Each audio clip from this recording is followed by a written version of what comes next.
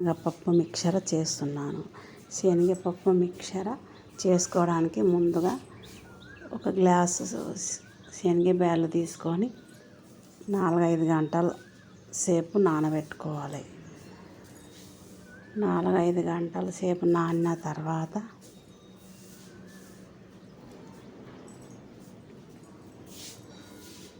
మూత మూసి పెట్టినాను, నానబెట్టుకున్నాను. తర్వాత 2-3 మాటలు వాష్ చేసుకొని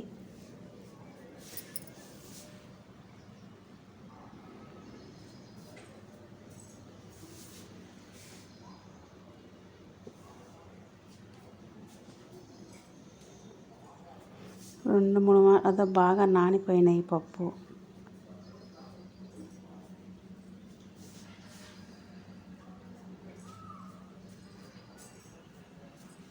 తర్వాత ఇంకా నీళ్ళల్లో ఒడిచిపోయిన తర్వాత బట్ట మీద ఆరబోసుకోవాలి. 1 గంట సేపు ఆరబెట్టుకుంటే దాంట్లో ఉన్న చెమ్మ తడి మొత్తం ఆరిపోతే బాగా క్రిస్పీగా ఉంటాయి. శనగపప్పు మిక్చర్ చాలా క్రిస్పీగా ఉంటుంది. ఇంకా నూనె వేడి చేసుకొని దాంట్లో వేసేసుకోవాలి.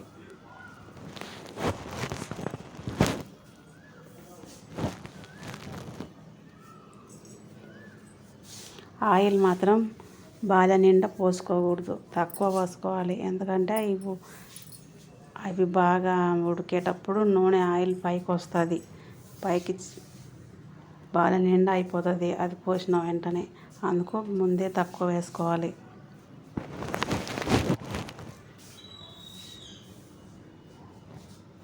నేనైతే ఫస్ట్ కొద్దిగా తక్కువ వేసుకున్నాను.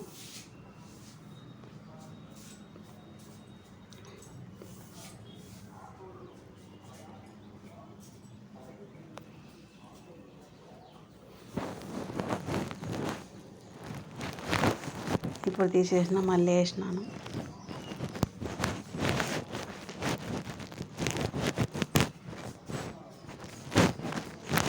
నేనైతే తక్కువనే వేసినాను, ఎందుకంటే ఆయిల్ పైకి వచ్చేస్తుందని. ఇంకా మళ్ళీ వేస్తున్నాను. అట్లనే అంతా వేసుకొని ఫ్రై చేసుకోవాలి.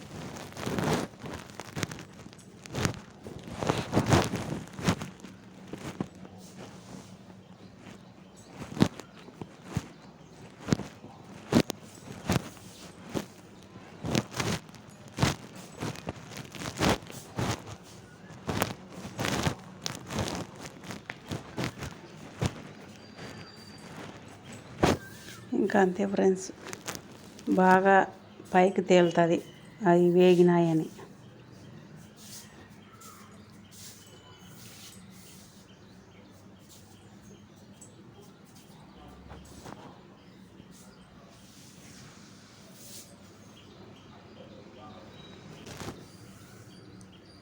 ఇంకా మళ్ళీ తీసేసినాను ఫ్రెండ్స్, మళ్ళీ వేస్తున్నాను ఫ్రెండ్స్.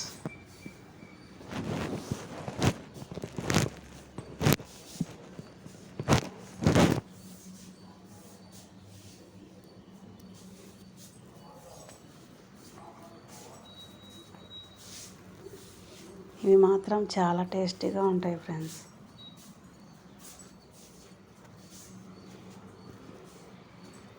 మా పిల్లలకు కూడా ఇవి చాలా ఇష్టం ఫ్రెండ్స్. చేసిన 1 రోజు 2 రోజులకే అయిపోగొడతారు ఫ్రెండ్స్, ఎప్పుడు చేసినా అంతే.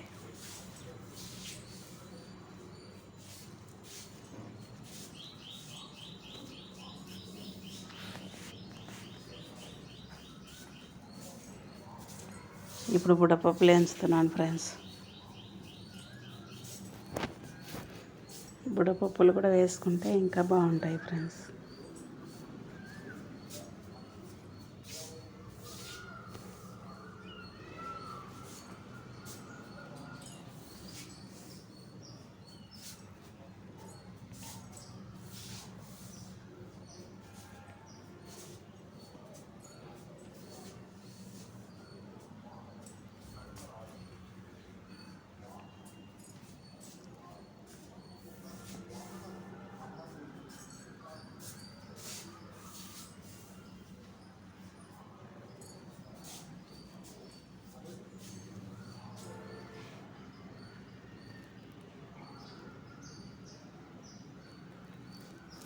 బుడ్డపప్పులు మొత్తం వేయించిన తర్వాత ఇంకా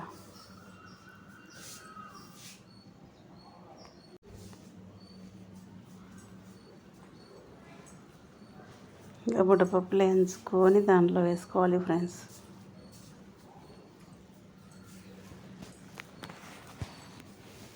బుడ్డపప్పులు కూడా దానికినే వేసినాను ఫ్రెండ్స్. నేను ఇప్పుడు అన్నీ వేయించిన తర్వాత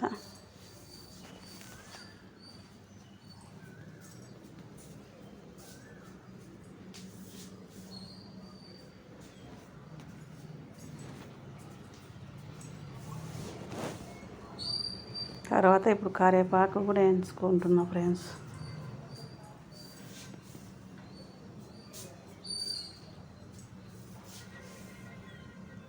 కరివేపాకు వేయించిన తర్వాత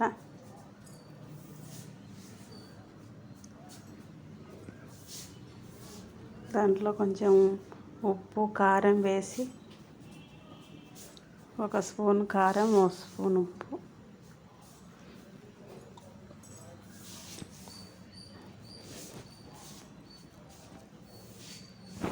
ఒక స్పూన్ ఉప్పు వేసి కలిపి ఆ శనగపప్పు మిక్చర్లో వేసుకొని కలుపుకోవాలి ఫ్రెండ్స్. పైన వేస్తే కలచదని అలా వేసి కలుపుకోవాలి ఫ్రెండ్స్.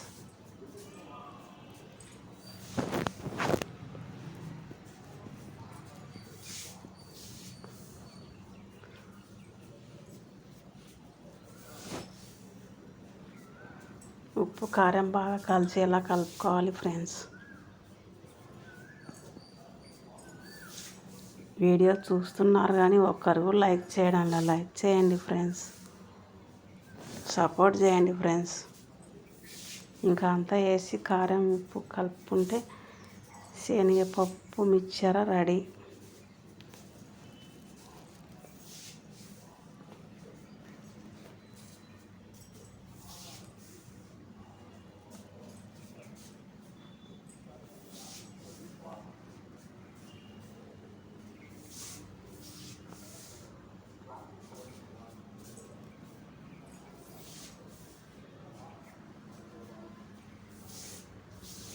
ఇంకా అంతే ఫ్రెండ్స్. నచ్చితే లైక్ చేయండి ఫ్రెండ్స్. Bye bye.